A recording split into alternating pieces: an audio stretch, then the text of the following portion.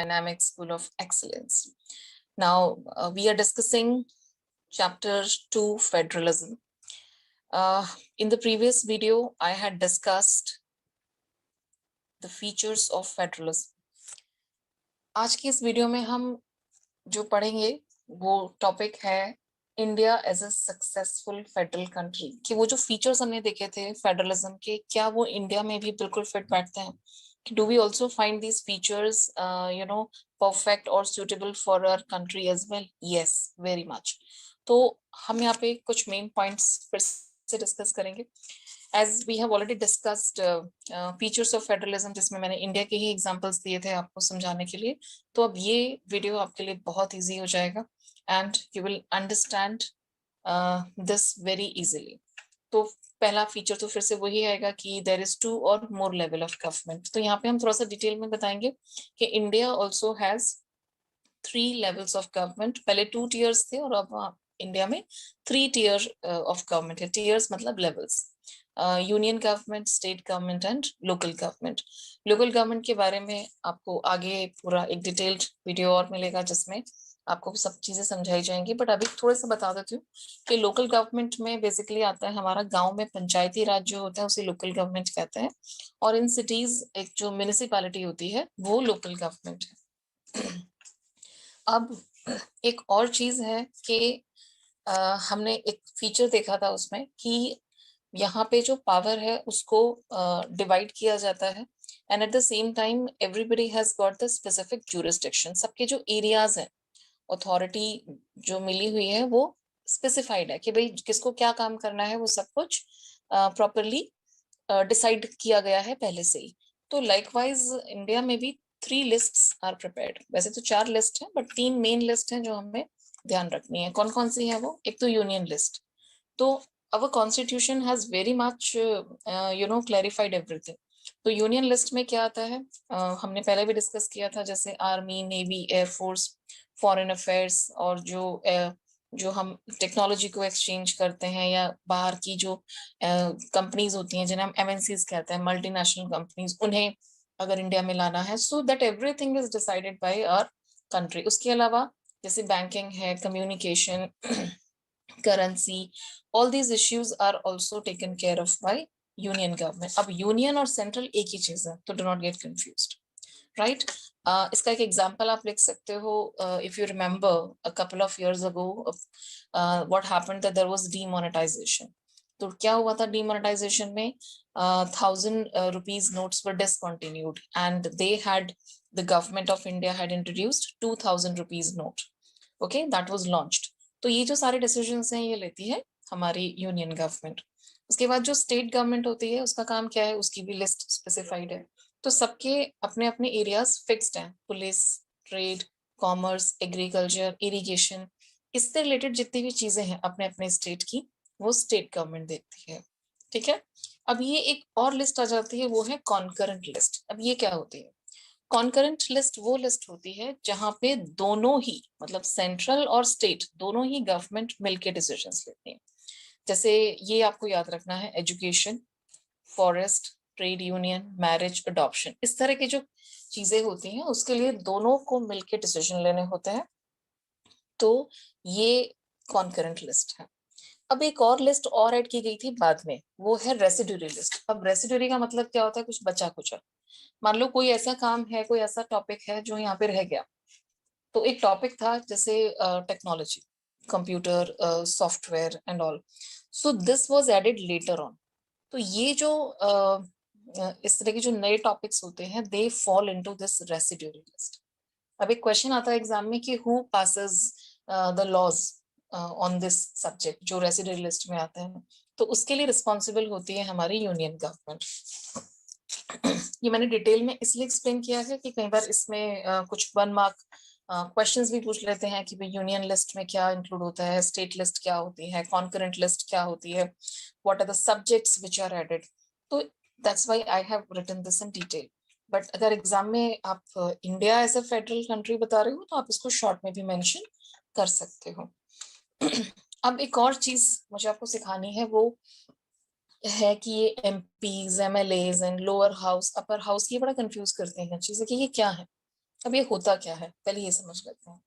अब हमें ये तो पता है कि भाई फेडरल गवर्नमेंट में स्टेट गवर्नमेंट होती है और सेंट्रल गवर्नमेंट होती है, मोस्टली ये दो तो होंगी, है ना। एक मेन गवर्नमेंट है और उसके कुछ सब यूनिट्स हैं, that we know.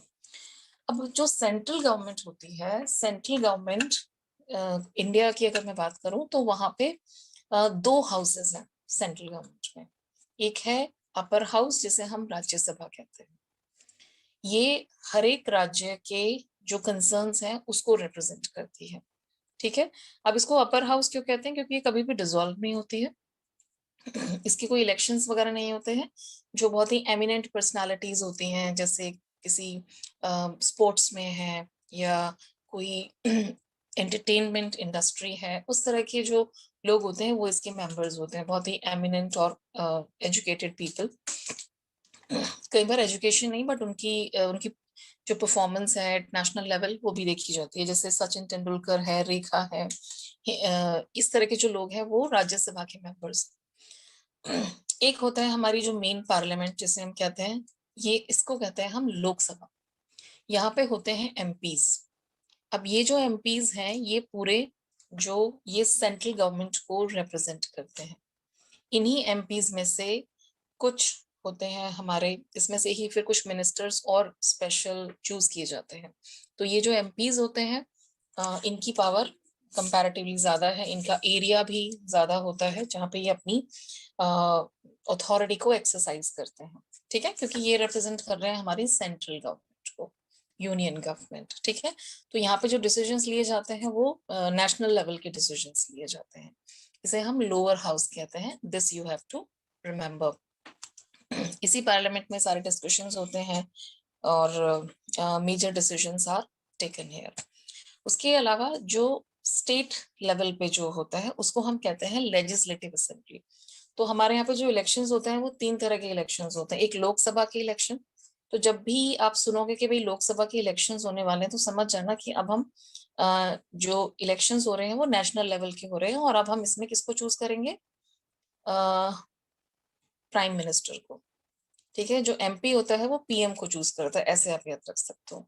Member of parliament choose करते हैं अपने पीएम को, यानी कि प्राइम मिनिस्टर को। अब जब विधानसभा के इलेक्शन होते हैं जिसको इंग्लिश में कहते हैं लेजिस्लेटिव असेंबली, तो ये जो इलेक्शंस होते हैं ये स्टेट लेवल के होते हैं, ये हर एक स्टेट के अलग अलग इलेक्शंस होते हैं। And there they have MLAs, तो वहां पे एमएलएज चूज किए जाते हैं, मेंबर ऑफ लेजिस्लेटिव असेंबली। ये जो लॉज बनाते हैं, इस तरह से पूरी इनकी मीटिंग होती है, और ये जो लॉज बनाते हैं ये सिर्फ अपनी स्टेट के लिए बनाएंगे। जैसे एक बिहार की विधानसभा है, एक गुजरात विधानसभा, महाराष्ट्र विधानसभा, लाइक दैट। तो हर एक स्टेट की एक विधानसभा होती है और जहाँ पे ये एमएलएस बैठते हैं और रूल्स बनाते हैं। पार्लियामेंट में एमपीज होते हैं जो नेशनल लेवल के रूल्स बनाते हैं। तो this is the basic knowledge that you should have. तो आई थिंक अब कंफ्यूजन नहीं होगा आपको कि भाई एमपीज क्या होते हैं, एमएलएस क्या होते हैं, और ये विधानसभा लोकसभा क्या चीज है, ये समझ आ गया होगा आपको, ठीक है। तो अब बढ़ते हैं आगे। तो अब हमारा एक थर्ड पॉइंट हम देख लेते हैं कि इंडिया में बाई कैमरल लेजिस्लेचर है। जो मैंने अभी आपको बताया अपर हाउस और लोअर हाउस, इसे हम बाई कैमरल सिस्टम कहते हैं। बाई मतलब टू, है ना, यहाँ पे दो हाउसेस हैं, एक अपर हाउस और लोअर हाउस। ये तो जो भी डिसीजंस हम पास करते हैं वो सिर्फ ये नहीं है कि हमारी जो पार्लियामेंट है वो ही उसे पास करेगी। उसके लिए क्या होता है कि फर्स्ट दे शुड, अगर कोई भी चेंज आपको करना है तो they have to pass that by both the houses of the parliament. Both the houses कौन से हो गए हमारे, लोकसभा और राज्यसभा, दोनों हाउसेस में पास होगा वो, और उसमें कम से कम 2/3 मेजोरिटी होनी चाहिए। उसके बाद फिर जो एमएलएज होते हैं, जो पूरे कंट्री के जितने भी एमएलएज हैं, तो at least half of the MLAs should ratify that, मतलब उन्हें अगर वो अग्री करते हैं उस लॉ से तब वो लॉ पास हो सकता है।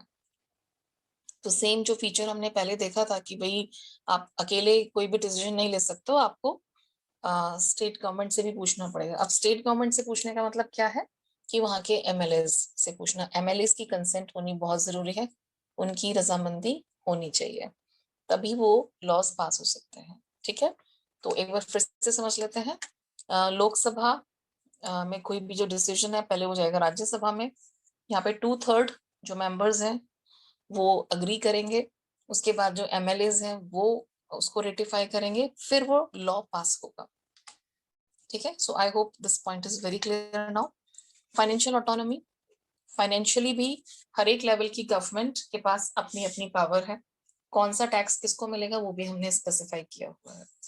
सेंट्रल गवर्नमेंट के पास जाता है इनकम टैक्स, एक्साइज ड्यूटी, जो बाहर की कंपनीज जब इंडिया में आती हैं तो वो भी एक टैक्स देती हैं, तो that goes to the central government. State के पास जो होते हैं, मैंने कुछ एग्जांपल्स लिख दिए हैं यहाँ पे, जैसे सेल्स टैक्स है वो जाता है, GST, स्टेट GST होता है, एक अलग से लगता है, दैट गोज टू दैट। जो व्हीकल्स पे हम रजिस्ट्रेशन कराते हैं, that also goes to the state government. उसके बाद आती है लोकल गवर्नमेंट, जो वाटर बिल है, प्रॉपर्टी टैक्स है, इस तरह की जो चीजें हैं, वो ऐसे जो टैक्सेस हैं they go to the local government. इसके अलावा जो सेंट्रल गवर्नमेंट होती है वो इनकम टैक्स का कुछ पार्ट स्टेट के साथ शेयर करती है, और जो स्टेट गवर्नमेंट होती है इसके पास जो टोटल जितना भी रेवेन्यू कलेक्ट होता है, तो they also have to share some part with the local government. तो ये एक सिस्टम है बहुत ही क्लियरली डिफाइंड, समझ आ रहा है। तो सबके पास क्या है यहाँ पे, फाइनेंशियल ऑटोनॉमी है, मतलब सब इंडिपेंडेंट है।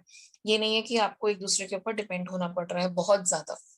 ठीक है, एक दूसरे से मदद तो मिल ही रही है, लेकिन अपने भी इनके अपनी जो इनकम है, सोर्स ऑफ इनकम, वो भी स्पेसिफाइड है।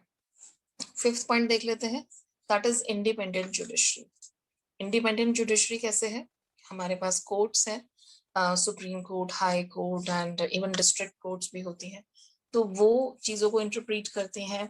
वो ये भी देखते हैं कि जो अलग अलग लेवल्स की गवर्नमेंट है, आर दे वर्किंग प्रॉपरली और not, are they following all the protocols, कि भाई जितने भी सिस्टम्स हैं क्या उन्हें वो फॉलो कर रही हैं। So they keep a check on that.